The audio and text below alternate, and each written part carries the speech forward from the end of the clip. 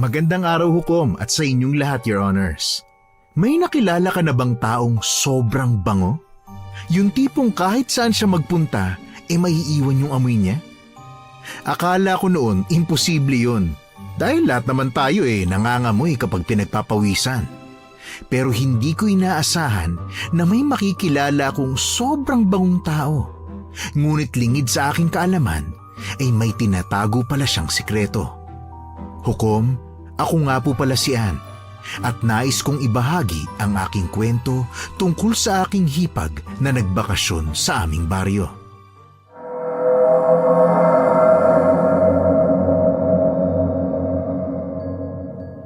Nay, saan ko po ilalagay ito? Diyan mo na lang ilagay sa gilid ng planggana, anak. Sige po. Nay, ako na rin ang magsasampay para po mapabilis ka. Naku, wag na. Bakla! Good morning, ladies and chumeni men. Ay, Darius, ikaw pala yan. Ay, my God, Ann. Look batak na batak ang false eyelashes ko at blush on. Tapos tatawagin mo ko sa kasumpa-sumpang pangalan na yan? Hoy, nakakasira ka ng araw, ha? Hi, Ninang. Kumain na po kayo? Buti pa tong inaanak ko. Guwapo na, mabait pa. Kaya love na love ni Ninang, ganda yan . Paano ba naman na hindi ka tatawaging ninang ng batang yan? Bata pa lang, binobola mo na. And ngayon, may isip na? Bakit tinatawag pa rin akong Ninang? Kasi nga, nasanay na lang. Totoo ba, Jerome? Totoo ba? Ang alin po? Na hindi mo na ako mahal? Hindi. Ayoko marinig. Nay, ano pong nangyayari kay Ninang? May tama po ba siya sa utak? Hay, Nay, baka nababaliw na siya. Hoy, bata ka ha? Dinig ko yon. Biro lang po, Nang. To naman. Anyway, siya nga pala. Bakit ang aga niyo maglaba? Nakakaloka, ha? Daig ng maagap ang masipag, Darius. Darla nga! Darla! Ang tsaka na Darius. Nakakamaton. Oo na. Sige na. Darla na. My God, ha? After several minutes, saka pa nang pumayag. Para namang hindi mo ko kilala. Binibiro lang kita . Sos, ang tsaka ng joke mo . Kaya dapat shut na lang ang mouth . Sandali, si Nechi yan. Yayamanin na. Abay, hindi ko alam. Ngayon ko lang nakita ang magarang sasakyan na yan . Oy, ang taray mo riyan, bakla ha? Baka naman asukal de papa mo na yan ha? At hindi ka man lang nagsasabi. Ay, hindi pala. Mukhang demonita. Uy, manahimik ka nga. Nakakahiya. Ano hong kailangan nila? Dito ba nakatira si Eduardo? Ano pong kailangan niyo sa tatay ko? Ikaw pala ang anak niya. Opo, ano pong kailangan niyo? Well, gusto kitang isama. Ho? Pasensya na. Nakalimutan kong ipakilala ang sarili ko. Ako si Sian, panganay na kapatid ni Eduardo. Mawalang galang na po pero wala naman hong nababanggit si Eduardo tungkol sa inyo. Na hindi ko na ikinagulat, lalo na at baka maging siya ay nagsisisi sa buhay na pinili niya kumpara sa buhay na nararapat sa kanya. Ay, bakla! Ano naman ang ibig mong sabihin dyan, Aber? Sinasabi ko lang na baka nagsisisi siya kaya hindi niya kami nabanggit kahit kailan. Sino bang hindi magsisisi kung ganitong klaseng buhay ang magkakaroon ka? Ay, parang hindi ko yata gusto ang pinalalabas niyo po. Ay hindi, iho. Sinasabi ko lang ang nakikita ko. Hoy, Ann, bakla. Kahit papano naman ay kilala ko ang asawa mo. Parang hindi naman ganitong ugali niya. What do you mean? Parang hindi ganyan kasama ang ugali ni Eduardo. Sigurado ko ba na magkapatid kayo? Excuse me? Ay, bakit? Dadaan ka ba? Pwede naman, Kaya ayoko talagang kumausap sa mga walang breeding.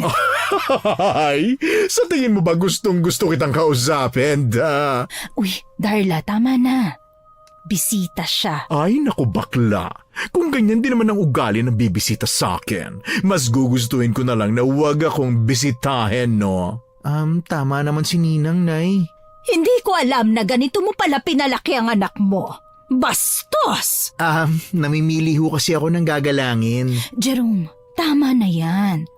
Bueno, nandito lang naman ako para bumisita at magbakasyon. Bahay pa rin naman to ng pamilya ko, hindi ba? Naku, pasensya na. Hindi po kami nakapag-ayos. Hindi nyo naman po nabanggit sa amin na dadalaw at pupunta kayo dito. Sa tingin mo ba talaga ay may paraan ako para sabihin na pupunta ako? Parang hindi ata uso dito ang internet at cellphone. Sandali, may cellphone ba kayo? Nakikihiram lang po kami. Hindi na nakakagulat. Paano ka nga naman bibili pa ng cellphone kung wala ka namang pambili ng pagkain? Mars, pigilan mo ko. Papatulang ko na talaga yung magaling mong hipa. Halika na po, pasok ka. Ay naku, sigurado ako matutuwa si Eduardo kung buhay siya. Lalo na po at dumalaw kayo. Hindi na siguro. Sigurado ako na hanggang ngayon ay pipilitin niyang itago sa akin to kung buhay siya. Dahil sa, alam mo na, kahihiyan. Hoy, sumusobra na ho yata kayo Pasensya na. Nasaling ko ba ang kakarampot niyong pride? Sa bagay, yun na nga lang naman ang maipagmamalaki niyo, hindi ba? Ang mabuti pa po, umalis na kayo. Excuse me? Bakit Hindi ho ba kayo nakakaintindi ng Tagalog? Umalis na ho kayo bago tuluyang mawala ang respeto ko sa inyo bilang kapatid ng tatay ko. Jerome, tama na. Bisita siya. Bisita? Nay, kung pagsalitaan tayo, akala mo ang taas-taas niya. Marami akong pera, iho. Sapat na siguro yun para magmataas. Hindi ho pera ang solusyon sa lahat. Kaya siguro hindi kayo pinakilala sa amin ni tatay dahil alam niyang pangit ang tabas ng dila ninyo. Hindi mo ba tinuruan na magandang asal ang anak mo? Tinuruan po ako ng nanay ko. Pero hindi na po ako bata. Alam ko na po kung sino ang dapat irespeto at hindi. Naku, wag niyo na lang pong pansinin. Halika, pumasok na tayo sa loob at nang makapag-usap tayo ng maayos.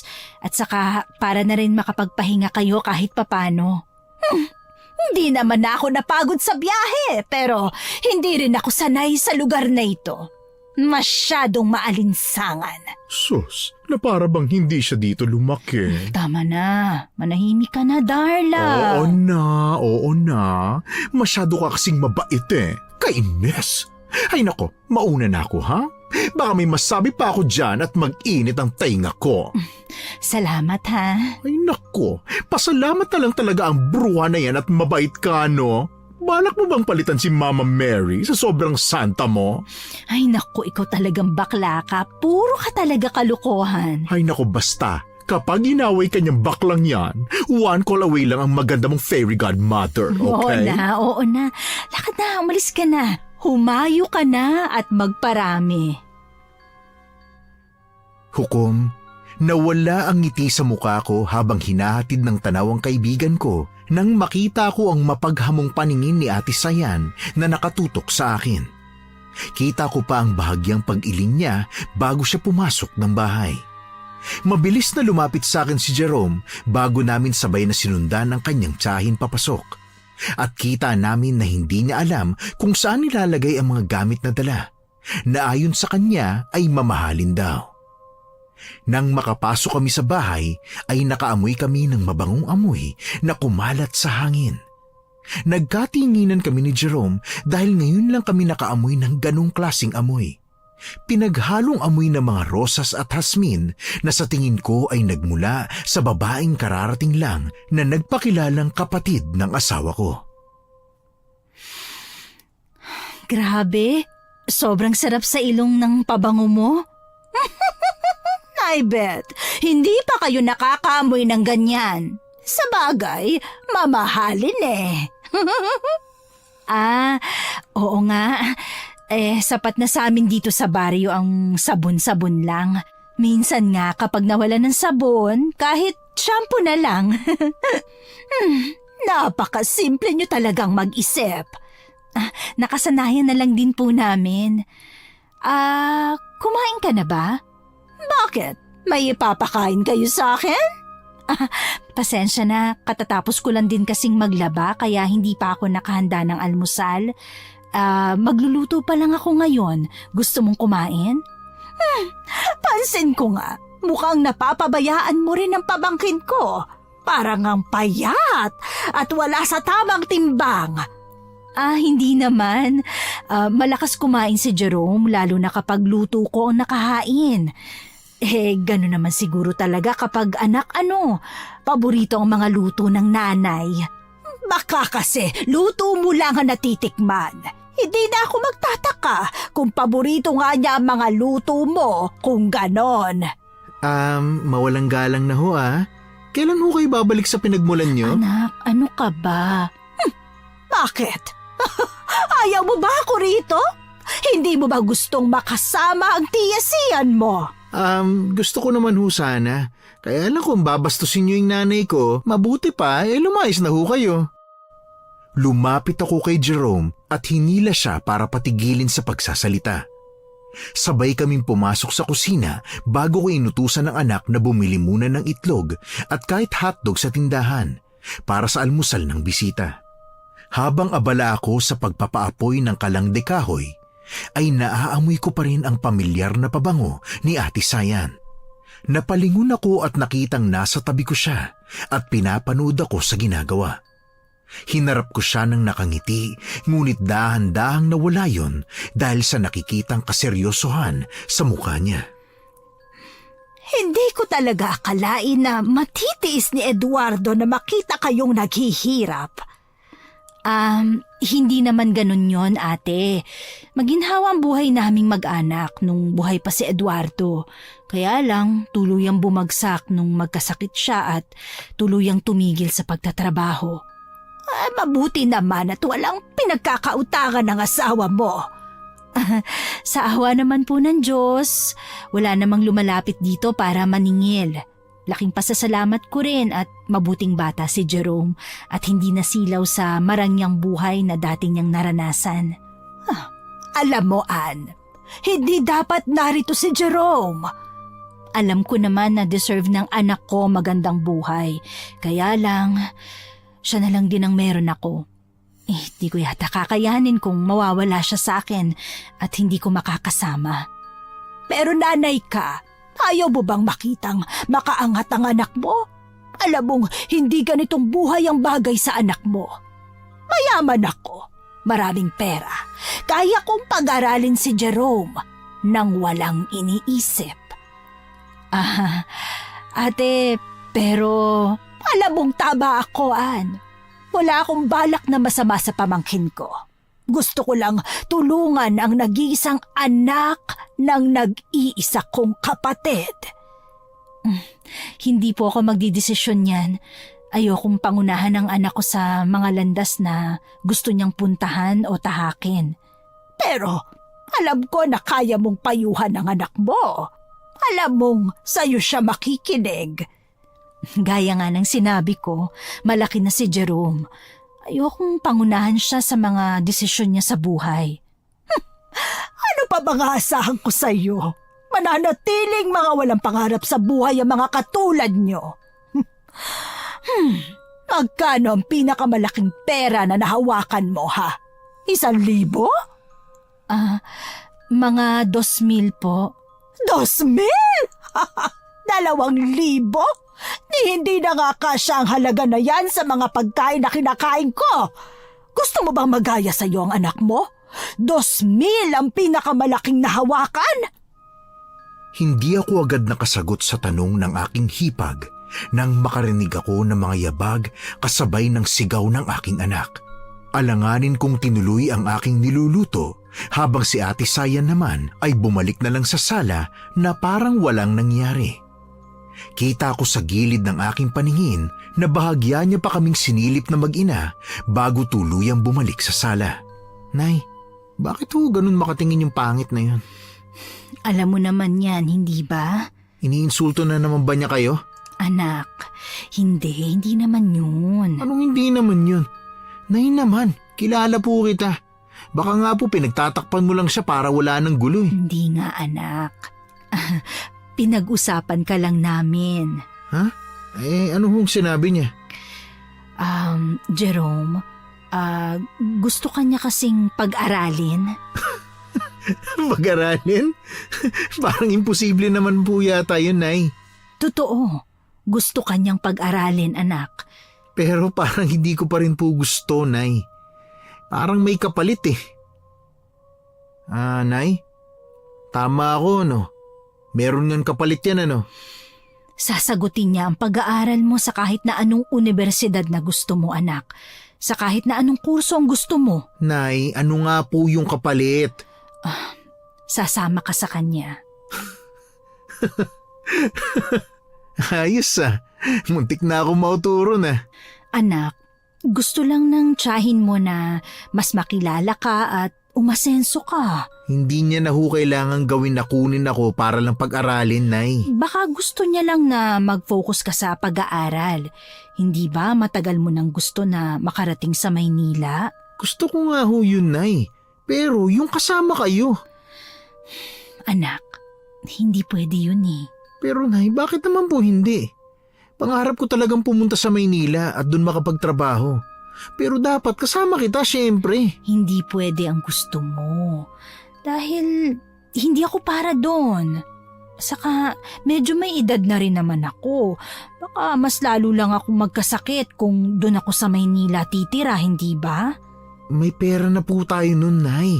Hindi na problema yun. Tsaka mas mapapadali po dahil mas malapit sa mga ospital. Hindi ko gusto ang syudad, anak. Saka isa pa, ayokong iwan ang bahay natin. Alam mo naman na ito na lang ang alaala ng papa mo. Opo, Nay. Alam ko po yun. Sinabi ko lang naman yan dahil gusto ko ang pag-aralin ng tiyasayan mo sa Maynila. Hindi ho nga natin kailangan ng tulong niya, Nay. Jerome, hindi ko na nagugustuhan ng mga salita mo, ha? Nawawalan ka na ng respeto. Sorry ho, Nay. Matapos kong makapagluto ng almusal, ay lumabas na ako ng kusina. Minabuti kong paupuin si Jerome sa harapan ng kanyang tiyahin at sabay silang kumain. Ilang na ilang ako nung mga oras na yon. Hindi ko alam kung paano pakikiharapan si Ate Sayan, kaya naman buong araw akong iwas ng iwas sa kanya. Dumaan ng maghapon na hindi kami nag-usap. Si Jerome ay palagi ring nakadikit sa akin habang si Ate Sayan ay nananatili lang sa kwarto ng anak ko na pansamantala niyang gagamitin. Magkasama muna kami ni Jerome sa kwarto ko, kaya naman ng maggabi ay tahimik ko na lang na pinanood ang anak kong mahimbing nang natutulog. Ngunit sa kalagitnaan ng gabi, napabalikwas ako ng bangon nang makarinig ng mga kaluskos mula sa aming bubong. Saglit akong bumaling kay Jerome na tulog pa rin, kaya naman marahan ko siyang niyugyog para magising. Bakit Nay? Anak, samahan mo ko. Ha? Saan naman Nay? Ating gabi na Tingnan natin ang tiya mo. Baka napapano na yun eh. Bakit naman Wala ka bang naririnig? May mga kaluskos sa bubong eh. Baka hindi na yun makatulog ngayon dahil sa ingay. Nay, problema na niya yun. Hayaan niyo na siya. Anak, kapatid siya ng papa mo. Sus, parang hindi naman Ampun siguro yun kaya ganun ang ugali. Ay nako, hindi ko gustong lumalabas sa bibig mo, anak. Hindi naman kita ganyan pinalaki ah. Nay, alam niyo naman na ayaw kong nababastos kayo. Lalo na ng mga walang naambag sa buhay natin. Sige na, halika na anak. Samahan mo na ako. Nay, hayaan niyo na siya. Bisita pa rin natin siya, Jerome. Hindi magandang tingnan kung hahayaan nating hindi siya komportable dito sa bahay. Pero Nay, hinantok pa ako Siya, sige. Ako na lang ang sisilip. Ay, sige na nga eto na. Patayo na. Ako na ang titingin. Sigurado ka. Pwede ka namang matulog na lang. Hindi Dito na lang kayo. Ako na pong bahalang sumilip. Pakikunan mo na din ako ng malamig na tubig, anak, ha? Oo, sige ho, Nay. Ay, sana kahit papano naman hindi nadidinig ni ate yung ingay na yon. Ay, nakakahiya kasi kung sakali. Baka hindi na siya nakatulog. Nay! Nay! Oh, bakit? Bakit ka humahangos? May problema ba? Nagising ba ang tiyahin mo? Nay, may tao. Ha? Sa bubong! Nay, may tao! Kaya nga pinapasilip ko sa'yo kung ano yun, hindi ba? Nasilip mo ba ang tiyahin mo sa kwarto niya? Wala ho siya ron eh. Ano? Paano wala? Saan yung pupunta? Hindi ko ho alam. Ay, teka, sandali. Saan ho kayo pupunta? Titingnan ko lang ang tiyahin mo. Imposible namang mawawala siya sa kwarto niya. Pero Nay, delikado. Baka kainin ka. Ako, ikaw talagang bata ka. Puro kakalukuhan. Nag-aalala kasi ako eh.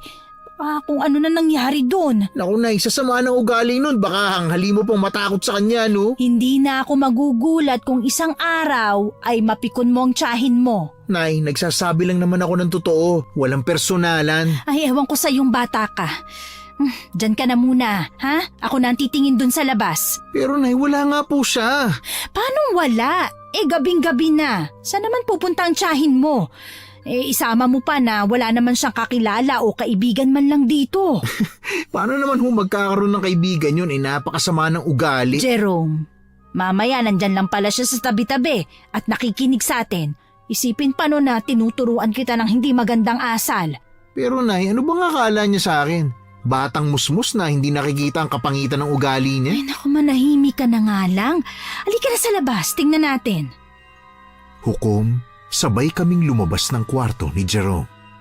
Una naming pinuntahan ang kwarto na tinutulugan ng hipag ko para tingnan kung talagang wala na siya roon.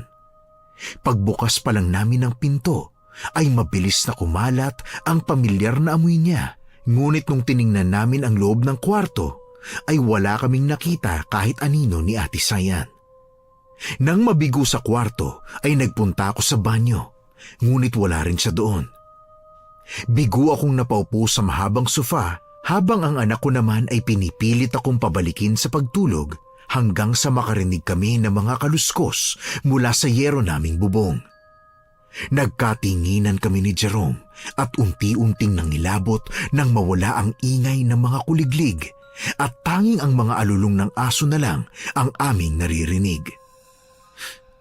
Nay, ano po ba yung bagay na yun? Yung mga aso hubay ni Aling Cora? Hindi ko alam, anak eh. Baka hindi na naman pinakain, Nay. Ay naku, mawalang awa talaga sa hayop. Nasaan na ba yung tiyahin mo? Alam mo, Nay, kung wala ko siyang balak bumalik, mabuti na lang din yun, no? Hindi mo ba naririnig yung mga alulong? Kung mananatili siya sa labas, baka mas mapahamak lang siya, di ba? Nay, hindi naman natin siya inutusan lumabas, Kahit pa, mali ang humiling ng masama sa kapwa. Nay, bakit ba kasi natin yung pinatuloy dito? Yan tuloy, pati pagtulog natin naapektuhan dahil sa mga lakad niya na hindi naman nagpapaalam. Kapatid siya ng tatay mo. Anak ng lolo mo na may-ari ng bahay na ito. May karapatan pa rin ng tiyasayan mo sa bahay na ito. Asawa at anak tayo ni tatay. Kahit pa, Jerome. Ayoko nang marinig ang pambabastos mula sa'yo, ha? Naiintindihan mo ba ako, ha, anak? Uy. Oho. Mabuti at nagkakaintindihan tayo. Pagpasensyahan na lang natin dahil hindi pa naman din natin nagagamay ang pagkatao niya. Malay natin, mabait naman pala kahit mukhang mataray. Hindi na po ako umaasa, pero dahil yan po ang gusto ninyo, hindi yan po ang gagawin ko. Mabuti naman, kahit papano nag-iisip ka, anak. Hukom, nung mag-aalauna na ng madaling araw, ay niyaya ako ni Jerome na pumasok sa silid. Dahil nga inaantok na rin ako, di pumayag na ako. Simula nung maabutan kong walang tao sa kwarto niya tuwing madaling araw, ay nakaugalian ko ng silipin ang kwarto ng aking hipag at mas lalong dumoble ang aking mga katanungan dahil lagi siyang wala tuwing bumibisita ako doon. Hindi pa nakatulong na sa nagdaang mga araw ay pansin ko ang mapanghusgang tingin ng mga taga-baryo sa amin. Sa tuwing nagde-deliver ako ng mga damit na nilabhan, ay ramdam na ramdam ko ang kanilang mga mata na nakatutok sa akin. Isang araw Patakbong lumapit sa akin si Darla nang makita akong bitbit ang mga labada na iuuwi ko sa bahay. O Darla, anong problema nila? Hayaan mo yung mga yan. Hindi eh. Kanino ko papansin ang mga tingin nilang ganyan na para bang may kasalanan ako? Uy, ano Darius? May alam ka ba? Ay, grabe naman. Para akong nasa mandatory military training nito. Nakakashock. Ano nga kasi? Bakla, maiinit lang mga ulo nila kasi nga namatayan sila ng mga alaga. At? Yun lang. Bakit naman sa akin ang sisi? Bakit ako? Kasi... Uy, ano? Kasi ang mahadera mong hipag ang sisihin mo, no? Anong kinalaman ni ate dito? Sus, para namang hindi mo kilala yon. Napakaarte at yabang. Pinagsalitaan ng kung ano-ano mga kapitbahay natin. Ganun ba? Nay! Oh, saan ka na naman galing bata ka, ha? Sa plaza, Nay. Alam mo naman pong kapag nawawala ako, doon lang ako nagpupunta. Oh, bakit ganyan ang mukha mo? Simangot na simangot. Oo nga, parang pinagbagsakan ng poop yung mukha mo, inanak ha? Ano ho ba kasing ginawa nung magaling yung hipag, Nay? Teka, ano ibig mong sabihin? Ay nako, pati pala ikaw ay apektado na rin. Ano ba sinasabi mo, anak? Anong problema sa tiyahin mo? Galit akong pinalis ni Mang Juan sa tindahan niya, Nay. Hindi raw niya gustong makipagtrabaho sa akin dahil masama raw ang ugali ng pamilya natin. Ha? Hindi ko alam yan. Ano ba nangyayari? Ay nako, sinasabi ko na nga ba? Nagkanda malas-malas kayo simula nang dumating ang babaeng yan. Darla, pwede ba wag mo nang gatungan? Bakit ba? I'm just telling the truth, no? Nothing but the truth. Ay nako, susubukan ko na lang siyang kausapin mamaya. At sa tingin mo ba, Nay, makikinig talaga siya? Ni hindi pa nga po tumatanggap ng pagkakamali yung babaeng yun eh. Susubukan ko, anak. Ay, ang martir mo talagang gaga ka. Ngayon lang ako nakakita ng nagpapakamartir sa hipag na ganyang kasamaang ugali, no? My God! Ay nako, Darla, pwede ba ayoko ng gulo? Pero, Ann, kailan ka ba mag-wake up, Aber? Beyond saving na yung mahader at mayabang mong hipag. Kapag lahat ng mga kapitbahay natin, masama na rin ang loob sa'yo, ha? Doon ka lang matatauhan? Ano ba dapat kong gawin? Ang tanong po dapat, Nay, ay kung kailan po siya halis dito. Ay nako, Jerome, ano ba? Bakit ba, Nay? Alam nga naman gustuin ko pa siya matapos akong tanggalan ng trabaho, no? Ay nako, anak, pagpasensyahan mo na lang muna, ha? Ay nako, palagi na lang nagpapasensya. Buisit. Anong problema nyo? Bakit parang dinaan ng bagyo ang mga itsura nyo? Di kayo ho. Uy, Jerome, ano ba? Hayaan mo na. Nang malaman naman ng magaling mong hipag na apektado kayo sa mga pinaggagawa niya, no? Bakit? Ano nagawa ko, ha? Wala hong nakakatawa. Kung matatawa pa kayo matapos yung manira ng trabaho ng may trabaho. Teka, iho. Ano ba sinasabi mo dyan? Dahil sa kayabangan nyo, tinanggal ako sa trabaho. Ay nako, masyadong matataas sa mga tao rito. Hindi matanggap ang totoo, yung katotohanan. Ano bang sinasabi ninyo? Nagsabi lang naman ako na wala silang mararating kung mananatili sila rito. Hindi ko kasalanan kung malalambot ang mga puso ng mga kabaryo ninyo, no? Sana hindi na lang po kayo nagsalita ng ganun, ate. At bakit? Masama na ba na magbigay ng opinyon? Hoy bakla, hindi opinyon yung binigay mo, no, kundi insulto. At kahit gaano pa kabango ang amoy mo, alingaso ng ugali mong matatandaan nila. Ano naman ang pakialam ko sa mga iisipin nila? Hukom, natahimik kaming lahat nang lumabas sa bibig niya ang mga bagay na yun. Napatitig pa ako para makita kung nagbibiro ba siya pero walang bakas ng biro sa mukha niya. Seryosong seryoso siya. Narinig ko ang buntong hininga ni Jerome sa gilid ko at akma nang magsasalita nang hawakan ko siya sa braso at ilingan. Naging sapat yun para kahit papano ay kalmahin niya ang sarili. Nang maggabi, matapos naming maghapunan, ay walang pansinan kaming pumasok sa mga kwarto. Bakas pa rin ang inis sa mukha ni Jerome pero ayaw ko na lang din punahin dahil alam kong hahaba pa ang usapan. Tahimik akong humiga sa kama nang matapos na mag-ayos si Jerome ng hihigaan niya. Nay, bakit tayo mo magsalita? Tungkol ba saan? Di sa tiyahin kong adik sa pabango. Pare-pareho tayong mahihirapan sa pagkilos kung mas lalaki ang alitan sa bahay na ito, anak. Hindi mo naman ho siya hawayin. Pagsasabihan lang sana. At ano, sa tingin mo ba talaga makikinig siya? Kung hindi makinig, di nasa sa kanya na yun. Ang mahalaga, kinausap niyo siya. Mas matanda siya sa akin, anak. Kaya kakayan-kayanin na lang niya tayo? Di naman ho tama yun, Nay, no? Anak, bata ka pa. Hindi mo pa naiintindihan kung gaano kagulo ang mundo. Nay, malaki na ho ako. Nakakaintindi na ho ako. Ay, tama na to, pwede ba? Magpahinga na lang tayo. May tanggap akong labahin at plantsahin bukas. Sige na. Nay, baka naman humapasma na kayo niyan. Mas mahalagang matugunan ang pagkalam ng sikmura kesa sa mga sakit-sakit na yan. Nay, hindi lang sakit-sakit na madali lang solusyonan ng pasma ha, baka kala nyo. Nak, kaartihan lang yan ng mayayaman. Ang mga nasa laylayan na katulad natin, walang karapatan sa mga ganyang sakit. Dahil kapag nagkataon, wala tayong kakainin. Ay, bakit ba hanggang ngayon nasa ibaba tayo? Dahil ang mga nasa taas lang ang patuloy na umaangat, anak. Nakakalimutan nilang may kailangan din silang tulungang umangat at hindi lang sila. Ay nako, Nay, bakit nga ba ganun sa bansa natin, no? Ganun na talaga ang bansa natin, anak. Sana lang kahit papano ay mamulat sa katotohanang tayong lahat na nasa ilalim ang biktima at kawawa. Ay, Nay, malapit na po pala magpasko, no? May gusto po ba kayong regalo? Malusog na kalusugan lang para sa'yo, anak. Sus, ano ba naman yan, Nay? Masaya ako na masaya ka, ganun yun. Sige na nga, sa Noche Buena po. Mahipon po ako, Nay. Makakatulong ako. Kahit siguro spaghetti na lang at saka tinapay. Nay, hindi kumpleto ang Pasko kung walang fried chicken, ha? Napakamahal ng bilihin, nak. Ang 1,000 natin, isang putahe lang ang mabibili na kumpleto ang rekado. Hindi kaya, Nay. Sabi kaya nila 500 daw kasyang-kasya na. Parang tangik, no? Hindi Ay naku anak, malayo pa naman yun. Sa ngayon, matulog na muna tayo. Naunang makatulog si Jerome, kaya naman ilang minuto rin akong nagbilang ng baka sa aking utak hanggang sa tuluyan na akong dinalaw ng antok.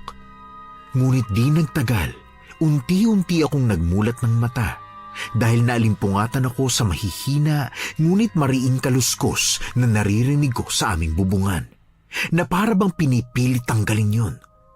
Nang makitang tulog pa rin si Jerome, ay wala akong nagawa kung hindi ang lumabas ng mag-isa para silipin ang nangyayari. Bumangon ako na dala ang kaba na unti-unting lumulukob sa akin. Naglakad ako palabas ng kwarto at naabutan kong bukas ang pinto ng kwarto ng aking hipag, ngunit hindi ko maninag ang kanyang bulto roon. Hukom, mas lalong dinaga ang dibdib ko nang mas lumakas ang mga kaluskos sa bubong na sinabayan ng mga alulong ng aso mula sa labas. Buong tapang kong nilakad ang bintana at doon sumilip. Agad nanlaki ang mga mata ko nang makita ang ilang malalaking aso na pinipilit sirain ang aming bubungan. Akala ko'y aatake sila nang makita ako, ngunit mabilis silang tumigil sa kanilang ginagawa at tumakbo papalayo. Mabuti na lang ay wala ng insidente pagkatapos noon. Dahil sa pag-iisip sa kung anong nangyari kagabi, pagkagising ko ng umaga ay halos mapaso na ako sa init ng tubig kung hindi lang kinuha ni Jerome ang atensyon ko. Uy, Nay, anong problema? Mamaya samahan mo ko kila Kapitan, ha? Ho? Anong gagawin natin dun? Bigla naman ho ata. Basta, kailangan ko lang siyang makausap. Ano po ba, Nay? Magsusumbong po ba kayo tungkol kay Tia Sayan? Hindi tungkol sa tiyahin mo ang ipupunta natin sa barangay, anak. Ano ho? Hindi niyo ho ba nakuha yung sahod niyo sa paglalabada? Anong akala mo sa akin, anak? Tanga? Oo naman, nakuha ko yung sahod ko. Nay, kung ganun po pala, sabihin niyo na sa akin kung anong problema. Bakit tayo pupunta sa barangay? Kasi may mga nagtatangkang pumasok dito kagabi. Ho? Pag nanakawan tayo? Wala naman ho silang makukuha dito kung sakali, no? Yan nga din ang hindi ko alam Kailangan natin ng tulong kung sakali. Kaya sige na anak, samahan mo na ako sa barangay. Ha? Samahan mo na ako. Oo nga po, oo na po. Sige ho, Maliligo ho muna ako tapos diretso na po tayo doon, okay? Bilisan mo ha, bilisan mong maligo para naman makabalik agad tayo. May tanggap kasi akong labahin at plantsahin. Baka tanggalin ako sa trabaho kapag hindi agad ako nagpunta doon. Oo nga ho, Nay. At saka... Ay, gising na ho pala kayo, Tia. Magandang umaga. Oh, saan naman ho ang pwesto nyo ngayon para mamintas? Hindi ko na kailangang lumayo, iho. Dito pa lang ay ubus na ang maghapon ko. Ay nako, wala ho kayong makakausap dito. May lakad kami ni Nanay. Ay talaga? Saan naman kayo pupunta? Doon ho sa wala ho kayong pakialam doon, Tia. Nagtatanong lang naman ako, iho. Pupunta po kami sa barangay. Pagkatapos, dediretso na po ako sa bahay ng paglalabhan ko. Bakit? Ba't kayo pupunta sa barangay? Wala naman ho. May ipakikiusap lang po ako sa kapitan namin. Bakit? Ano ba magagawa ng barangay kung sakali? Ang tindi mo naman, Tia. Pati ba naman yung barangay hindi palalampasin ng pangit yung dila? Well. Bakit mainit na naman ang ulo ng inaanak ko? At bakit may baklang maingay na naman ako nakita? Bakla man ako sa iyong paningin. Kaya pa rin kitang sampal-sampalin at sinelasin. Ay nako, weirdong bakla. Okay lang, crazy ka naman. Ay, bakit ba kinakausap kita? Nako, masisira ang araw ko sa iyo. Ito yung taong mabango, pero ang pangit talaga ng ugali, ang bantot girl. Ilang linggo ka na rito, ha? Wala ka pa rin character development? At bakit? May mali ba sa akin? I don't need to change anything about myself. I don't need to change anything, my cat. Mukha mo. My God, hindi ko naman alam na mailalabas ang English na tinatago ko every pageant dito. Don't English me, ha? Nasa Pilipinas ka kaya magtagalog ka. Oh, I'm so sorry, I forgot. Hindi pala kayo English-speaking people dito. Ba't gaga to, ha? I shouldn't waste my time here. Ha! Alis na nga ako! Ay nako, buti naman. Oh, kita mo na yan? Ang pangit talaga ng ugali ng Bruhilda mong hipag. Amoy niya lang ang maganda sa kanya, no? Hoy, Ann! Hello? To may pangit na kumare. Ano? Ha? Ay, ano ba yan? Fly na naman sa balur yung brain mo. Ay naku, sorry Darla ha. Ano nga ulit yun? Ay, ano ka ba naman, bakla? Hanas ako ng hanas dito, oh. Tapos hindi ka naman pala nakikinig. Ay naku, sorry ha. May iniisip lang ako. Naku, mukha ngang sing-deep na Mariana Trench yung iniisip mo, ah. Ano ba yun? May mga tao? Ha? Saan? Hindi. May mga nilalang kagabi na pinipilit kaming pasukin eh.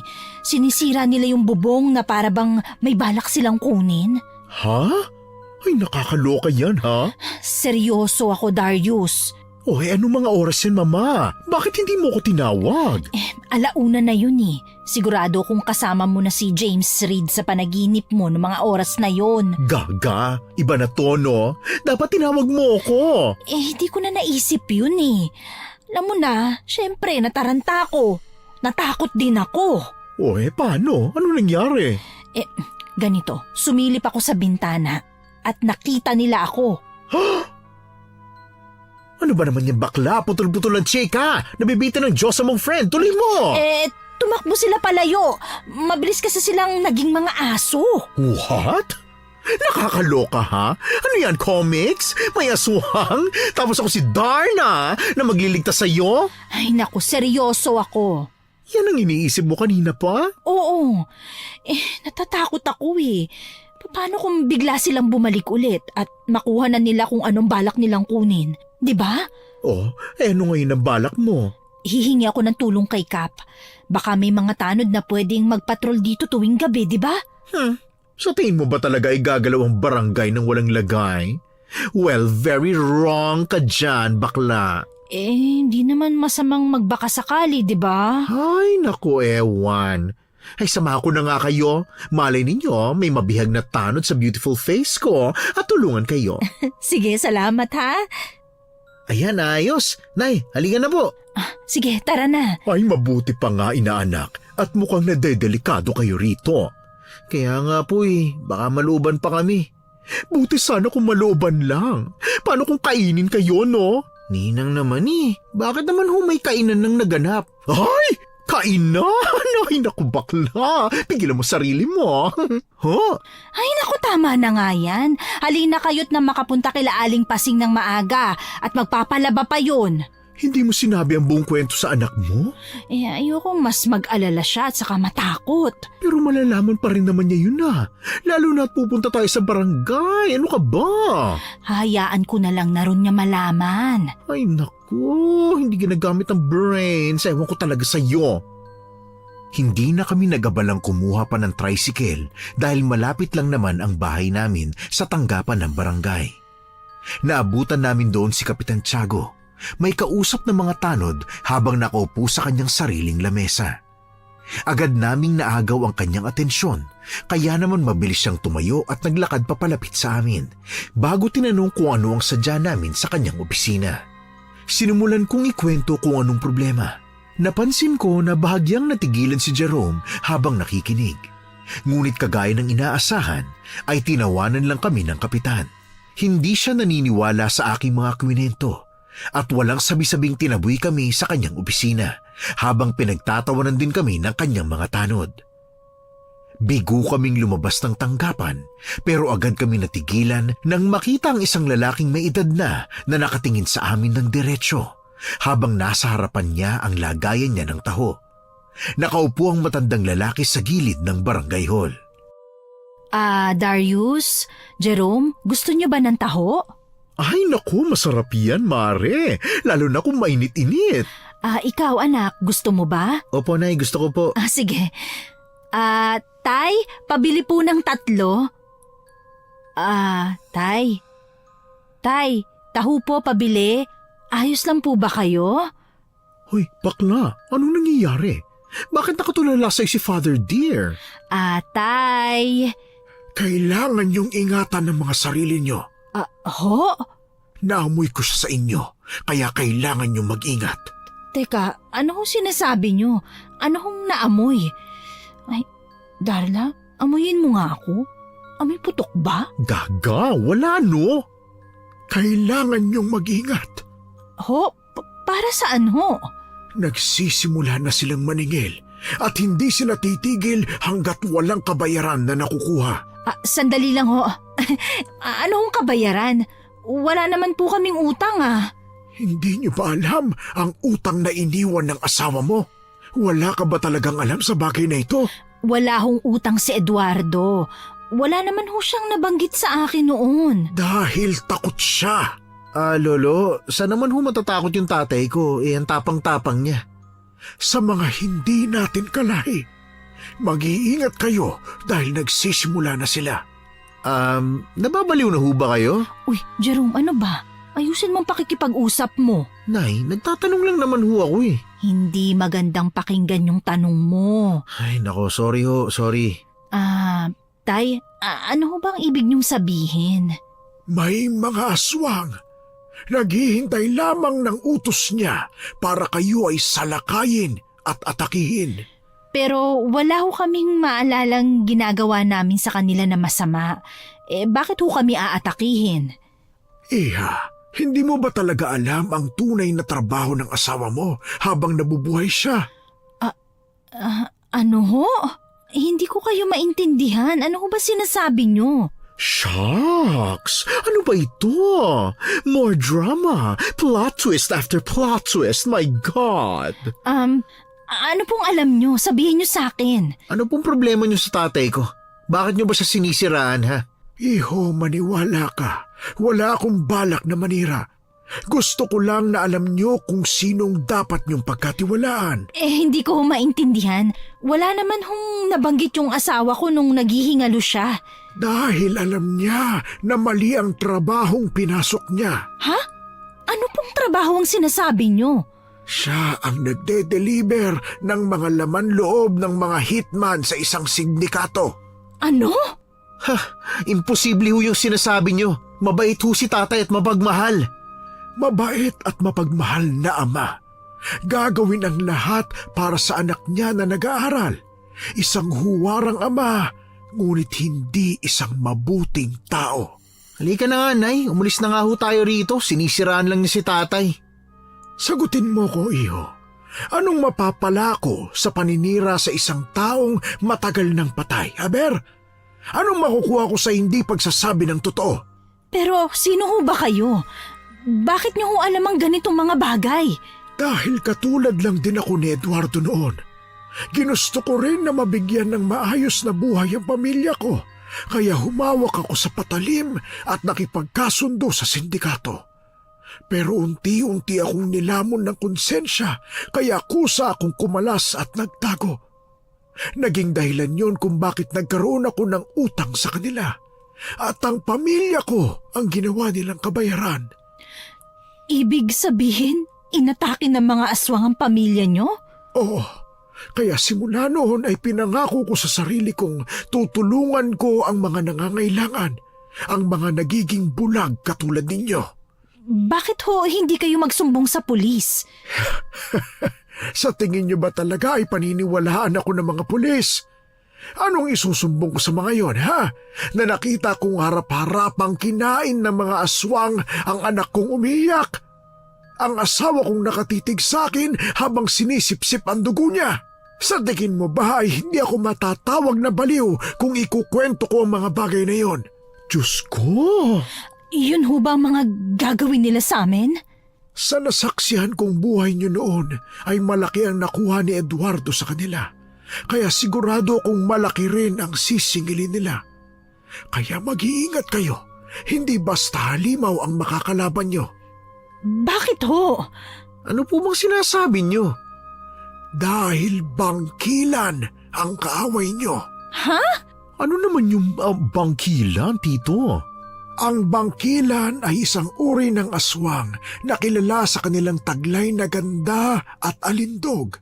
Ngunit hindi sila dapat minamaliit dahil sila ay isa sa pinakamalalakas na uri ng aswang.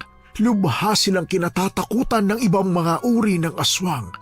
Kaya nilang gumawa ng iba pang mga aswang sa pamamagitan ng itim na bato. Ang kanilang pisikal na lakas ay hindi rin matatawaran. May kakayahan silang magpalit ng anyo bilang lobo, aso o kahit na ibon. Hindi nila kailangang gumamit ng inkandasyon para manlinlang at ipasok sa kanilang kapangyarihan ang isang nilalang o tao. Hindi sila dapat minamaliit kahit pa mga babae sila. Babae ho sila? Babae ang nag-uutos ng pag-atake sa amin ngayon? Hindi nga lang sila basta babae, iha. Ano pa nga ho? Ay, nakakaloka ha, ang suspense. Manahimik nga kayo. Hindi siya basta babae.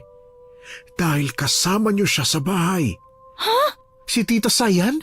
Baka ho nagkakamali lang kayo. Kapatid ho siya ng asawa ko. Kapatid siya ni Eduardo. Paanong mangyayaring aswang siya? Ang pagiging aswang ay hindi lang nakukuha sa dugo o sa lahi. Minsan ay sumasailalim ang isang mortal sa isang ritual para higit na lumakas. Ganoon ang nangyari sa hipag mo. Imposible. Paano nga hayaan niya kaming mapahamak? Walang tinuturing na pamilya ang mga aswang, iha. Isa ka lamang pagkain na dapat kainin para sa kanila at wala ng iba. Pero paano? Paano kami makakaalis o makakasiguro na ligtas kami? Malakas ang Sayan na yon. Isa siya sa pinagkakatiwalaan ng pinuno ng sindikato. Ginagamit niya ang kanyang bango para makapanlinlang at ipasailalim sa kanyang kapangyarihan ng isang tao. Kaya kailangan niyo mag-ingat. Hindi niyo alam na bahagi na pala ng ritual ang kanyang amoy na kinakalat niya sa inyong bahay. Hukom, pare-pareho kaming natulala.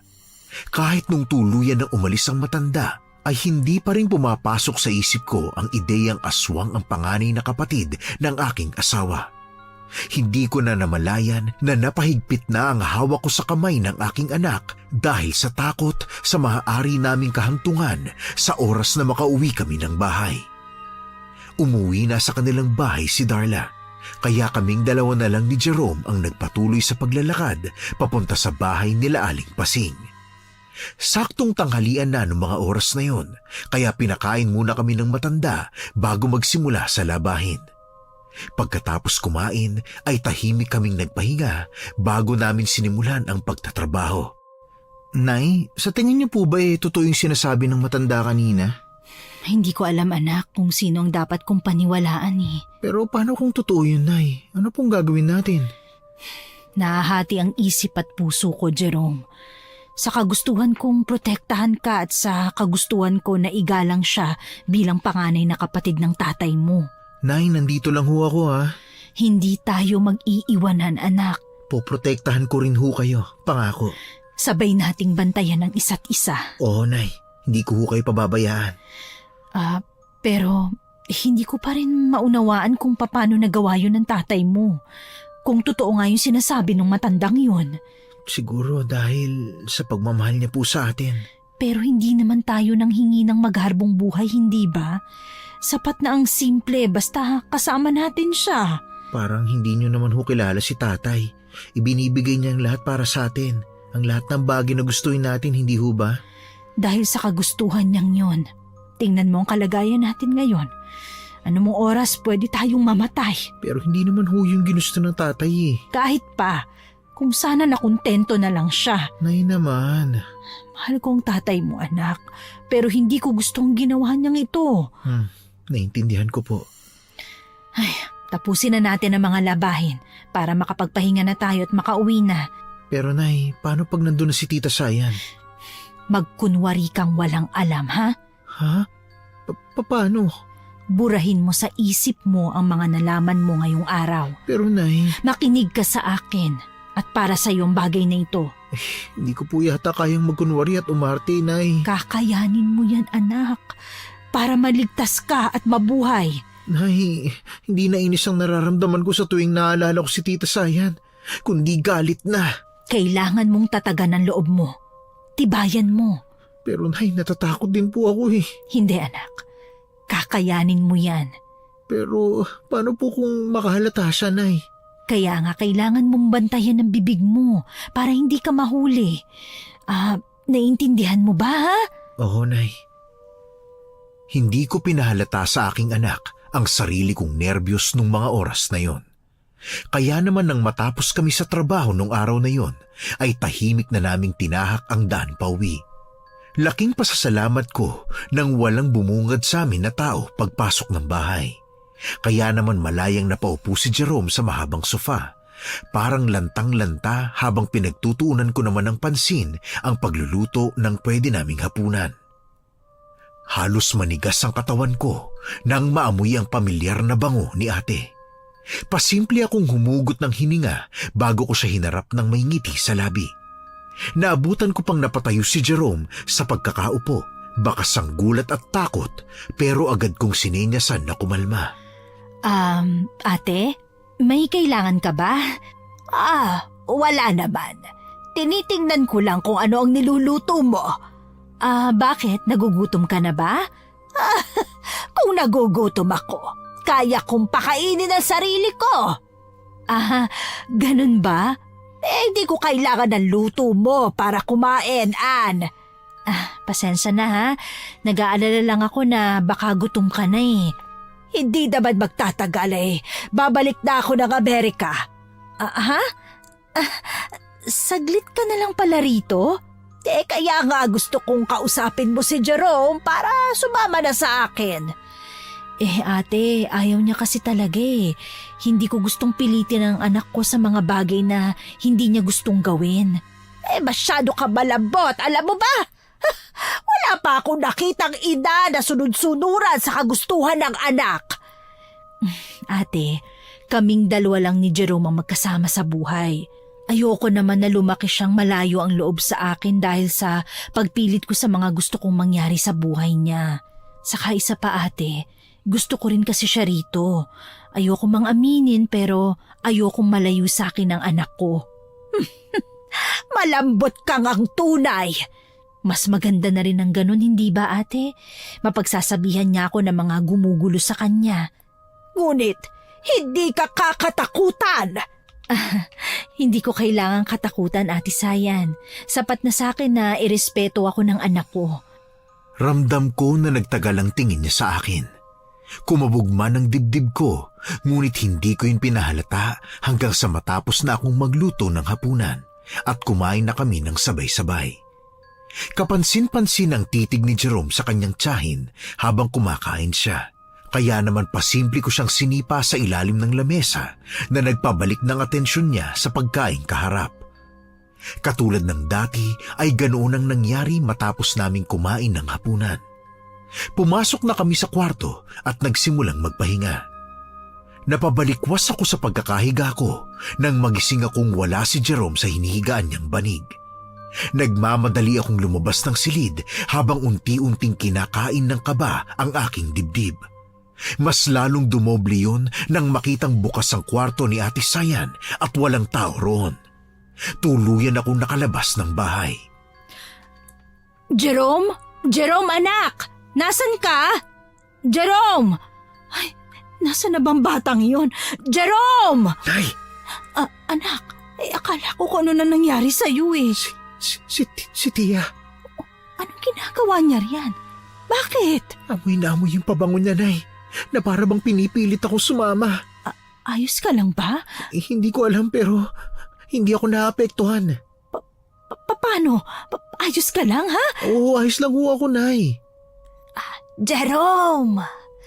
Jerome! Anong ginagawa mo, Ate Sayan?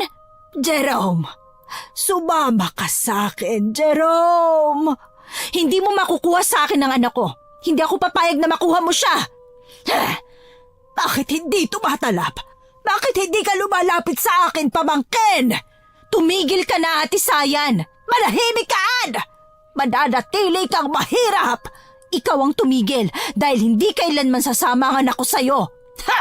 Sasama siya sa akin! Hindi ako kailanman sasama sa'yo. Salbahe ka! Demonyo ka! Bakit parang galit ka? Bakit parang kasalanan ko na mananatili kayong mahirap dahil wala kayong pangarap? Huwag mo na po akong bilugin. Alam ko na ang plano mo.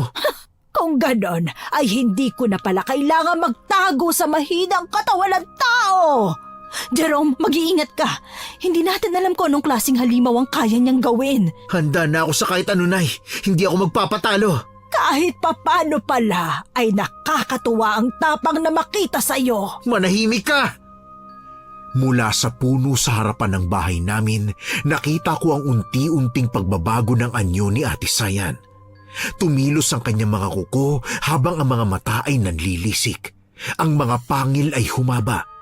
Wala sa sarili akong napaatras nang makita kong wala ng 1 metro ang layo namin ni Jerome sa kanya.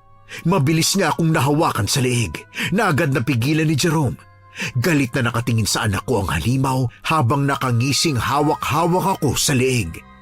Halos panlambutan ako ng tuhod at mawalan ng hininga nang unti-unti niya akong iangat mula sa lupa.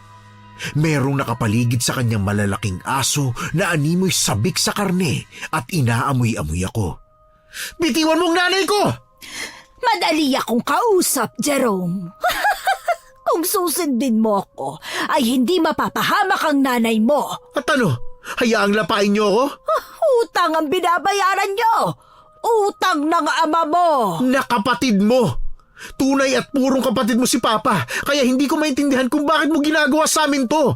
Pamilya niya kami, pamilya mo kami. Pamilyang ipinagpalit sa buhay na marangya? Pamilya? Hindi niyo kilala ang mga magulang namin, kaya bakit ko kayo ituturing na pamilya? Sa tingin mo ba ay matutuwa si Eduardo sa ginagawa mo sa amin? Iniwan niya kayo kasi mahal niya kami. Iniwan niya kami dahil nabuntis ka. Pinanagutan ka lang niyaan. Huwag kang tanga. Hindi totoo yan. Mahal ako ni Eduardo. Alam ko yon. Ramdam ko yon. Mahal? Bakit hindi ka na ipakilala sa amin? Bakit hindi niya kami nilapitan? Siguro dahil alam niyang demonyo kayo. Iyon ang pinaniwala niya sa'yo. Kalokohan. Kung mahal talaga niya kayo, ay hindi siya magdadalawang isip na lumapit sa amin para sa anak niyo. Manahimik ka! Hindi ko kailangan ng opinyon mo. Kaya manahimik ka! Bakit ayaw mo na lang tanggapin na hindi ka mahal na kapatid ko? Na wala kayong kwenta para sa kanya? Buisit na ako sa pambabastos mo sa nanay ko! At mas lalong hindi ako natutuwa sa tapang mo na sagutin ako! Pakawalan mong nanay ko! Buisit ka! Ganyan nga, magalit ka. Ubusin mo ang lakas mo para sa galit para madali na kitang matangay. Hindi ako papayag na kunin mo sa akin ang anak ko. At sa tingin mo ba talaga ay nasa iyo pa ang desisyon tungkol sa bagay na yan? Anak ko, ang tatangayin mo. Hindi ako papayag na makuha mo siya kahit patayin mo pa ako. Madali naman ako kausap, Ann. Ang sabi ko, huwag mong gagalawin ang nanay ko! Sige lang, magalit ka. Isumpa mo ako, Jerome! At sinong nagbigay ng permisong gawin to sa kaibigan ko? Darla! Narito ka palang bakla ka! Pakialamero ka! Pakialamera! Hindi ako lalaki, ang ganda-ganda ko, ano? Mabilis na pumunta sa pwesto namin si Darla na may bitbit na walis tingting at asin. Sinaboy ni Darla ang dala niyang asin na naging dahilan kung bakit naagaw niya ang atensyon ng malalaking aso. Ang mga mata ng mga ito ay galit at nanlilisik na nakatutok sa kanya. Ang nasa gitna at pinakamalaki sa lahat ay dinilaan pa ang kanyang bunganga habang papalapit sa aking kaibigan. Yung mga halimaw naman na nasa gilid ay mabilis na tumakbo papunta kay Darla. Pero hindi doon natapos ang aking kaibigan. Muli siyang dumakot ng asin at isinaboy sa hangin, dahilan kung bakit napatigil ang mga halimaw sa paglapit sa kanya. Umalulong ang mga ito. Hudyat na natamaan at nalapnos ang kanilang mga balat dahil sa asin na dala ni Darla. Ang nakangiting muka ni Ate Sayan ay nawala. Bakas na ang galit sa kanyang mga mata nang ako'y bitiwan niya, kaya naman dali-dali akong tumakbo papalapit sa aking kaibigan. Hoy, bakla! Ayos ka lang? Paano mo alam na aatake sila? Ang sabi mo kanina ay natatakot ka baka muli siyang umatake, di ba? Kaya ako nagdesisyon na pumunta rito sa inyo para kung sakali ay may dagdag puwersa kayo. Talaga? Salamat ah. Nung bumili ako ng ulam kanina sa karinderya ay nakasalubong ko si Mang Telmo. Ang sabi niya ay hindi titigil ang mga halimaw hanggat walang nakukuhang bayad. Kaya nagbakasakali ako na pumunta sa inyo rito. Hoy! Hindi ito ang oras para magkwentuhan kayo! At hoy, Karien! Hindi ka ba nahihiya? Pinatuloy ka nila sa bahay nila tapos itong igaganti mo? Bahay na mga magulang ko ito. Sila ang dapat mahiya sa akin. Asbo! Sugurin nyo at walang matitira! Kunin nyo ang bata! Subukan niyo lang! Muling sumugod ang mga aswang. Mabilis nilang nadamba si Jerome na napasigaw sa sakit. Nanginig ang aking mga kamay habang titig na titig kung paano nila sinusubukang lapain ang anak ko habang nasa ilalim nila.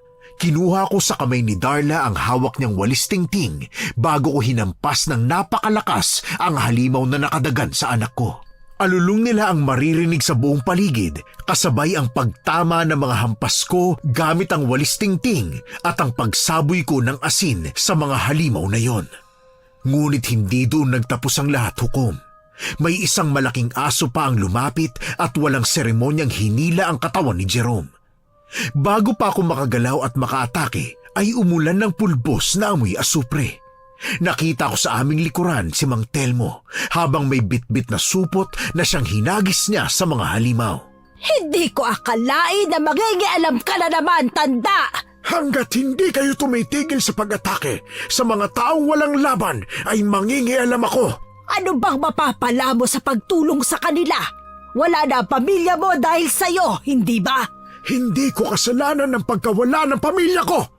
Dahil kung hindi kayo demonyo ay buhay pa sana sila hanggang ngayon. Kung hindi ka umalis at nagtraidor, ang ibig mong sabihin, tama ba? Hayop ka talaga!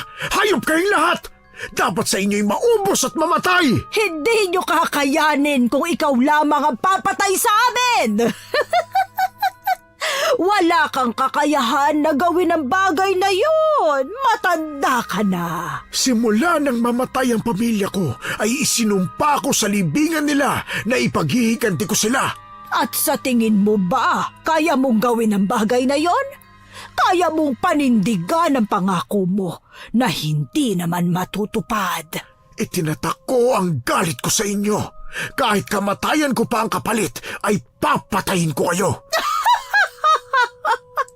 Gusto kong makita. Patunayan mo ngayon din.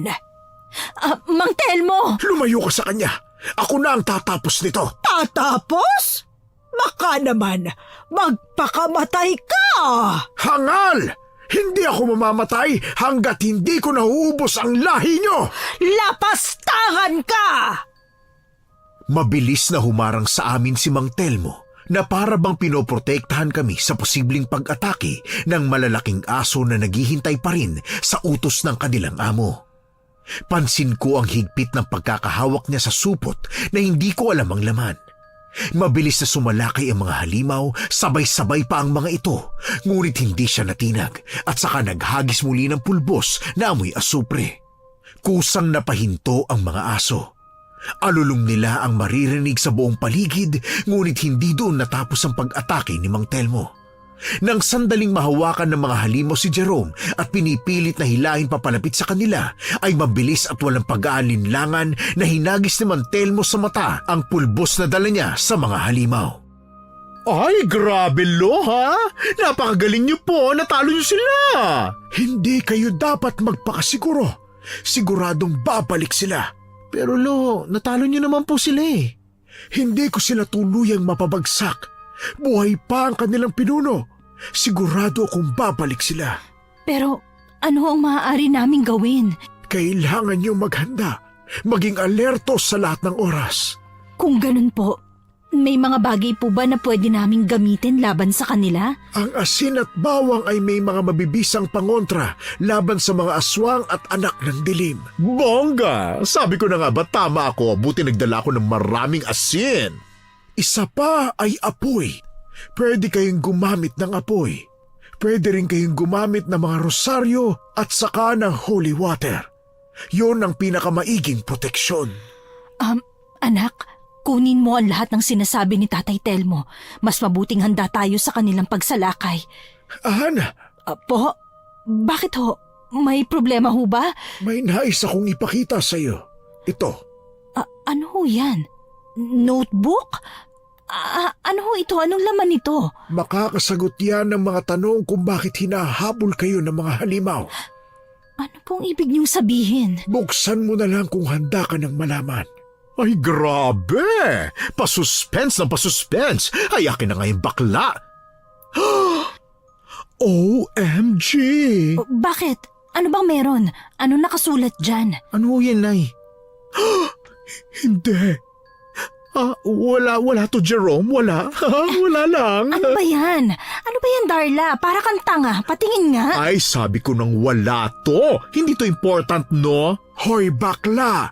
Kailangan nilang malaman ang buong katotohanan. Pero tanda. Ano ba kasi ang laman yan? Hukom, kinuha ko mula sa kanya ang hawak niyang notebook bago ko binuksan. Gusto pang bawiin ni Darla ito, ngunit mabilis ko yung binuksan. Na sana pala ay hindi ko na ginawa. Halos mapaupo ako nang mabasa ang sulat kamay ng asawa ko. Puno yun ng mga hindi pamilyar na pangalan, ngunit hindi yun ang tumagos sa akin.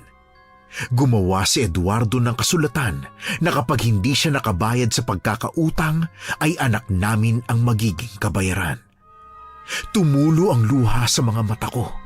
Hindi ako makapaniwala sa aking nabasa. Nay, ano ho ba yan? Bakit ho kayo umiiyak? Wala anak. Nay naman eh. Ano ho bang nakasulat sa notebook na yan? Kahit anong mangyari, hindi kita isusuko sa kanila. Ano ka ba, Nay? Alam ko naman po yun, no? Mahal na mahal kita, anak. Kailangan ng mahiging paghahanda laban sa mga halimaw. Wala akong pakialam sa kasunduan na meron sila. Hindi ko isusuko ang anak ko sa kahit na sino. Kahit sa tatay niya. Anong kinalaman ni tatay rito, Nay? Ay, huwag mo nang pansinin yung Jerome. Alam mo naman yung nanay mo, minsan baliw, no? Lalabanan ko sila hanggang kamatayan. Kung yan ang desisyon nyo ay tutulungan ko kayo. Alam kong ginagawa niyo rin po to para makaganti. Bukod pa ron ay ayaw ko nang may mabiktima pa ang masasamang nilalang na yon. Pinlano namin kung paano kami mananalo sa gagawin naming pag-atake. Ang sabi ni Mang Telmo ay may libro raw na pinanggagalingan ang kapangyarihan ng mga bangkilan. Libro na isa sa kanilang mga kahinaan, kaya naman nung araw na yon, hinalughog ko ang kanyang mabangong kwarto at hindi rin ako nabigo dahil nakita ko ang aking hinahanap. Ito po ba yun? Ang librong yan ay nagsisilbing gabay ng mga bangkilan sa kanilang mga pag-atake. Ano hong ibig niyo sabihin, Lo?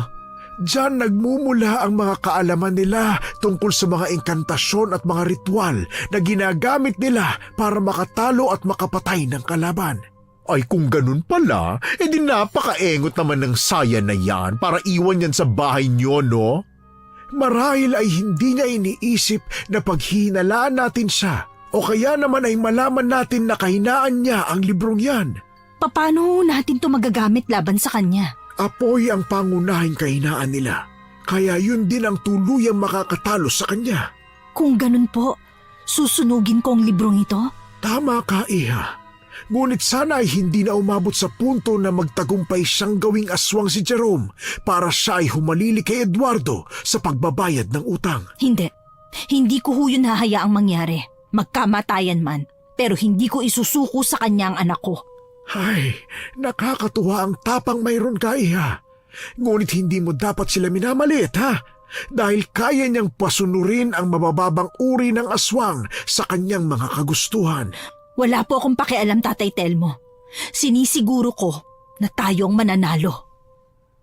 Mas minabuti naming lahat na manatili na lang sa aming bahay nang sa ganun ay mas madali ang pagsaklolo namin sa isa't isa sa oras na muling umatake ang mga halimaw. Isang gabi, habang tulog na ang lahat, ay naalimpungatan ako. Wala si Jerome sa tabi ko, kaya naman dali-dali akong tumayo at pumunta sa kwarto kung saan natutulog si Darla at si Mang Telmo. Bakas ang pagkakabahala sa kanilang muka, kaya naman kahit kinakabahan ay naghanda kami para sa engkwentro laban sa mga halimaw. Tinahak namin ang madilim na kagubatan. Mahigpit ang pagkakahawak ko sa sibat na ipinahiram sa akin ni Mang Telmo. Ginagamit daw niya yun noon. Si Darla naman ay hawak ang supot na may lamang asin at bawang at sa kabilang kamay naman niya ay may hawak din siyang espada na sa tingin ko ay kinuha niya sa kanilang bahay. Ang sabi sa akin noon ni Darla ay dati raw manunugis ng aswang ang lolo niya nung kapanahunan nito. Kaya hindi na rin nakakagulat na may makuha siyang armas sa bahay nila. Noon daw ay hindi siya gaanong naniniwala sa kwento ng kanyang lolo, kaya hindi niya yung pinapakinggan at nanatiling walang alam kahit na dating mandirigma laban sa aswang ang lolo niya. Nakarinig kami ng mga alulong ng aso at mula sa malayo ay tanaw ang isang kubo. Mabilis ako napatakbo nang madinig ang sigaw ni Jerome. Puno yun ng takot. Mabilis kaming tumakbo papalapit sa kubo at nakita ang aking anak na nakalutang habang hawak sa liig ni Ate Sayan. Ate Sayan! Bitawan mo ang anak ko! Oh, Ann! Nandito ka na pala! Nay! Anak, Jerome! Pakawalan mo ang anak ko! Bakit? Bakit ko muna gagawin yon, ha? Napakawalang iya mo! Bata lang si Jerome kaya pakawalan mo na! Hindi mo ba nakikitaan? Bababayaran ako sa utang ng asawa mo sa oras na makuha ko ang anak mo! Hindi ako katulad ng tatay niya. Hindi ko ipagpapalit ang anak ko para sa pera. Pare-pareho kayo. Pareho ang dugong nananalaytay sa inyong magkapatid. Nay, anong ibig niya sabihin? Hindi mo pa ba alam, Jerome? Sinuko ng tatay mo ang buhay mo para sa mga utang niya. Ginawa ka niyang collateral para sa mga utang niya. Manahimik ka! Bakit? Hindi mo pa rin ba matanggap hanggang ngayon, Ann? Totoo lahat ng sinabi ko. Hindi ka mahal ng asawa mo. Nang isuko niya ang anak ko, wala na rin akong pakialam sa kanya. Demonyo kayong dalawa. Pareho kayo. Nay! Tulong! Jerome! Kitang-kita ko kung paano tumusok ang mahahabang kuko ni ate sa liig ng anak ko. Dumaloy mula sa sugat na gawa nito ang dugo ni Jerome. Mabilis na inilapat ni ate ang kanyang dila sa sugat na mismong siya ang gumawa. Gamit ang sibat na pinahiram ni Mang Telmo ay nagsimula akong kumilos para mapalapit sa pwesto niya. Sinubukang dumamba ng mga halimaw sa pwesto ko, ngunit hindi ko pinagbigyan ang nais nilang mangyari. Sa bawat subok nilang tumalon sa akin ay nakahanda na ang sibat para sa kanila. Kaya naman mistula silang barbecue na tinuhog. Sobrang sariwa ng dugo ng anak mo. Pakawalan mo ang anak ko ngayon din. Di ko akalain na ganyan mo kamahal ang anak mo! At hindi mo rin alam ang kaya kong gawin kung sakaling masaktan mo siya. I wouldn't dare. Pero alam mo bang masarap kang makitang ganyan? Galit at handa akong patayin. Nababaliw ka na. Bawalan mo ako! Kahit anong gawin mo ay hindi kita pwedeng pakawalan, Jerome. Kailangan kitang dalhin sa kanila para matapos na ang lahat ng ito. Kung sasama ba ako sa'yo, may papangako mong wala nang ibang masasaktan. Jerome, ano ba yung sinasabi mo? Ito na lang ang paraan para hindi na kayo... Aray! Para hindi na kayo masaktan, Nay. Sa tingin mo ba? Basta na lang kitang isusuko? Nay, ayoko lang na masaktan ka pa nila. Hindi! Walang magpapasuko sa akin kahit ikaw! Uubusin ko ang mga halimaw na magtatangkang kunin ka mula sa akin! Kitang-kita ko kung paano muling bumaon ang mahahabang kuko ng hipag ko sa liig ng anak ko. Naging dahilan yun ng aking pagsigaw dahil sa puot. Hahakbang na sana ako para umatake gamit ang sibat na hawak ko, ngunit naunahan ako ni Darla. Biglang nasa harapan ko na ang aking kaibigan. Nakakagulat na seryoso ang mukha niya ngayon. Isinaboy niya ang asin at bawang na tumama sa mukha ni Sayan na naging dahilan ng kanyang pag-atras at pag-ungol. Mabilis niyang nabitawan si Jerome na agad kong dinaluhan nang bumagsak ang naghihina niyang katawan sa lupa. Jerome, anak! Anak, anong nararamdaman mo? Ayos ka lang ba? Dapat hindi niyo na ako sinundan, Nay. Ano ba yung sinasabi mo, anak? Alam ko na ang lahat. Yung tungkol sa kasunduan ni tatay. Kasunduan yun na ginawa ng magaling mong ama. Kaya labas ka ron. Pero Nay, hindi tayo matatahimik kung patuloy lang tayong tatakbo sa problema. Kaya nga hindi natin tatakbuhan ngayon, hindi ba? Lumalaban na tayo, anak. Hanggang kailan, Nay? Hanggang kailan natin kailangang lumaban? Hanggat hindi sila tumitigil. Hanggat hindi nila tayo tinitigilan. Hanggat hindi sila sumusuko. Nay, masakit. Ha? Alin? Alin? Nasaan ang masakit, anak? Ay, anak! Diyos ko, Jerome! Nasaan ang masakit? Alin? Yung ulo ko, Nay. Parang binibiyak. Hindi ko maintindihan kung saan ako pupunta noong mga oras na yon. Abala si Darla sa pag-atake ng malalaking aso habang si Mang Telmo ay nakikipaglaban din, ngunit panaka-naka ang ginagawang pagsulyap sa amin. Napatingin ako kay Sayan na unti-unting tumatayo habang tumatawa. Anong ginawa mo sa anak ko, ha? Hindi na kayo makakatakas. Kahit saan kayo magpunta, ay nakakabit na sa anak mo ang sumpa. Anong ginawa mo?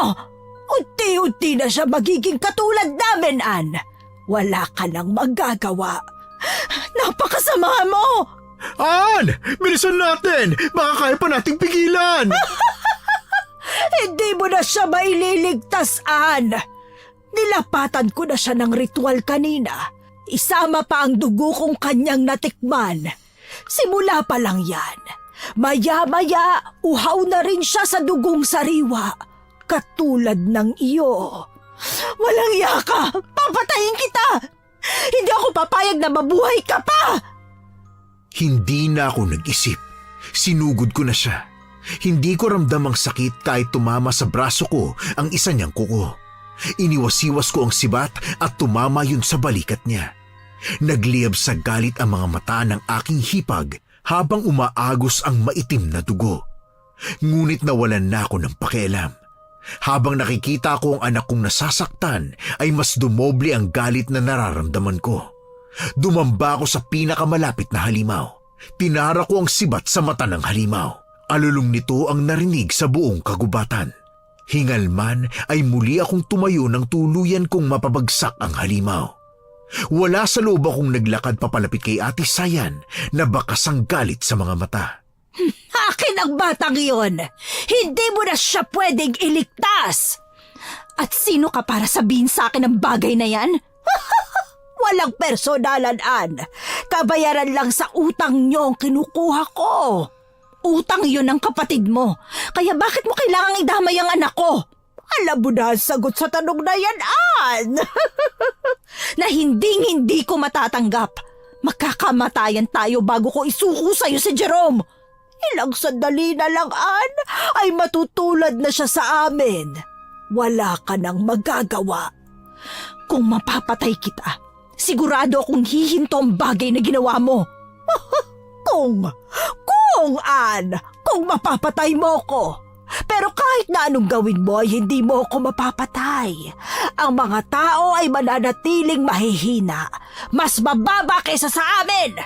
Mga pagkain lang kayo. Huwag mo akong yabangan, ate. Dahil hindi mo ako kilala. Hindi mo alam ang kaya kong gawin para sa anak ko. Gusto ko ring makita kung ano ang kaya mong gawin, iha. Ann, lumayo ka! Hindi ko napaghandaan ang mga halimaw na tumakbo mula sa likuran ng kubo. Mababilis ang kanilang mga galaw. Nagsimula silang kumalat at binigyan kami ng mga makakaharap. Puno ng liksi kong winasiwas ang hawak kong sibat sa aswang na huminto sa harapan ko. Dinig ko ang sigaw ni Darla at nakitang halos sunggaban niya ang isang aso. Mabuti na lang at mabilis na nakasaklolo si Mang Telmo. Gamit ang pulbos ay hinagis na yun sa hangin dahilan kung bakit tuluyang nalapnos ang kanilang mga balat kasabay ng pag-alpas ng malalakas na alulong mula sa malalaki nilang bunganga. Ngunit kahit ilang halimaw ang nagpabagsak sa amin ay parang hindi sila nauubos. Mas lalo silang dumadami at lumalakas. Dinig ko ang mayabang na halakhak ni Sayan. Isang wasiwas ng sibat ang ginawa ko sa halimaw na muling lumapit bago ako tumakbo papalapit sa kanya. OMG, bakla! Dumadami sila, Ann! Ang dami na nila! Mang Telmo, dalhin mo si Jerome. Bilisan mo. Iligtas niyo ho siya. Ako nang bahala kay Sayan. Bakla, mag-iingat ka! Hindi ko hahayaan na magtagumpay siya sa balak niyang gawin. Unti-unti na kumakalat ang lason sa dugo ng anak mo. Wala ka nang magagawaan. Pipigilan kita bago ka pa manalo. Nasa akin na ang huling halakhak! Nay! Jerome, dyan ka lang anak. Tatapusin ni nanay ang laban na to para makauwi na tayo. Aray ko! Ang sakit! Jerome! Ganyan nga, Jerome. Umanib ka na sa amin. Hindi ako aanib sa mga sakim na katulad ninyo! Mahihirapan ka lang kung patuloy mong lalabanan ito. Wala akong pakialam! Mang Telmo, ilayo niyo na po si Jerome dito. Pero paano ka, iha? Ako ang tatapos ang laban na to. Nay, wag mo akong iwan. Hindi kita iiwan, anak. Susunod ako. Sinisiguro ko lang na hindi sila makakalapit sa'yo. Ann, kailangan mo lang namang sumuko. Ibibigay mo lang siya at tapos na ang lahat. Hindi ka na nga minahal ng asawa mo, di ba? Huwag ka nang magpakahiro. Hindi ko siya ibibigay at walang sino mang demonyo ang pwedeng magdikta sa pamilya ko. Ako na ang sumugod sa mga halimaw na nasa aking harapan. Hukom, hindi ko alam pero nung mga oras na yon ay para akong sinaniban. Wala ang pagod at sakit dulot ng mga sugat. Sumugod ang dalawang halimaw ng sabay, ngunit hindi ko ininda ang hirap. Sa bawat pagsubok ng pagsunggab ay pinasok ko ang talim ng sibat sa kanilang bibig. Kita ko na puno rin ng tapang na sumugod si Darla sa mga ito. Saksak ng espada ang pinagkakaloob niya sa mga tadyang ng mga halimaw bago sila tuluyang napapatumba. Ilang minuto ang tinagal ng sunod-sunod na pag-atake at ilan na lang ang nakatayo. Kaya mas ginanahan kaming dalawa na gumawa ng hakbang. Napatingin ako kay Darla nang bigla siyang sumigaw, kasabay ng pagtaga niya sa leeg ng isang halimaw. Ann! Tapos na ito! Tapusin na natin si Sayan! Wala ka ng kakampi, kaya sumuko ka na! Sa tingin niyo ba matatakot ako sa inyo? Sa mga taong katulad niyo? Ikaw na lang ang buhay dito, kaya sumuko ka na! Sino ang may sabing dapat niyo akong ihalin tulad sa mga inutil na aswang na yan, ha? Ano pa bang magagawa mo, Sayan, ha? Batid mo ba ang kaya kong gawin, babae? Huwag kang basta lalapit sa kanya, Nay!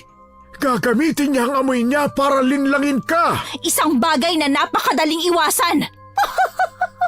Gusto kong makita kung paano mo ako matataloan! Bakit? Handa ka na ba? Napaatras si Sayan. Ang ngiti niya ay napalitan ng isang malamig at nagngangalit na galit. Yun ang nagpalakas ng loob ko. Hinalughog ko sa aking dalang supot yung librong nakita namin sa kanyang silid. Nang mapatingin ako sa kanya ay kita ko ang gulat at takot sa mga mata niya. Lumapit ako sa hipag ko. Ako naman ang natawa nang makita kong bahagya niyang pag-atras. Dahan-dahan kong binitawan ang libro na hawak. Ang aking paningin ay nanatiling nasa halimaw. Humahangos siya. Binalak niyang lumapit hukom. Ngunit mabilis siyang naharangan ni Darla. Sa unang pagkakataon ay nakita ko sa mga mata niya ang takot. Ngunit pinipilit niyang labanan yon. Sige, Ann. Subukan mo. Pero tandaan mo ito. Habang tumatagal, lalong kumakalat ang lason sa anak mo. At bago pa man matapos ang laban, baka siya na mismo ang kumagat sa leeg mo. Hindi mo kami masisira. Hindi ngayon. Hindi kailanman. Ako ang tatapos sa kasamaan mo. Nay, tapusin mo na po! Ann, bakla! Kaya mo yan!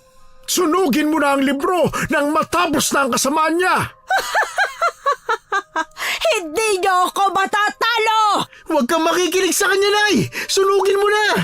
Ako na ang tatapos ng kasamaan mo. Demonyo ka!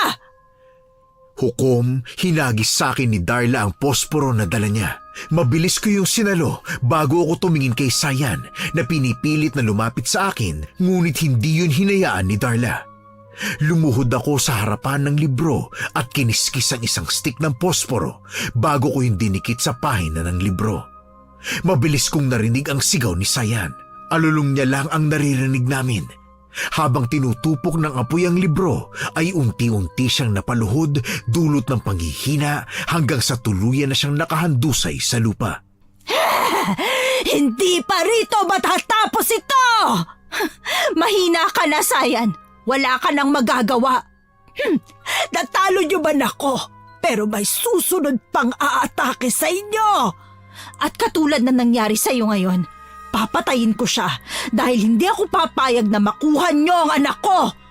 Kahit na anong sabihin mo, Ann, kaisa na sa amin si Jerome. Wala ka nang magagawa tungkol sa bagay na iyon. Nagulat ako nang biglang nasa tabi ko na si Jerome. Katulad ng ibang halimaw na hinarap ko kanina, ay nanlilisik ang mga mata niya. Malamig ang kanyang mga mata habang nakayukong nakatingin sa kanyang tiyahin.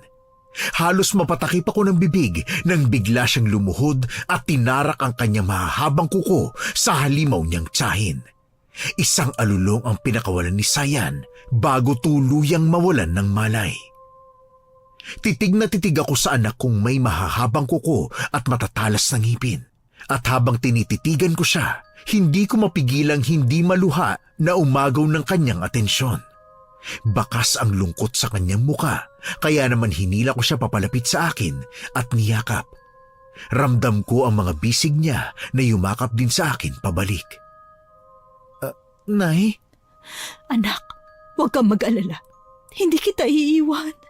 Nako, mahal ka pa rin ni Ninang kahit ganyan ka.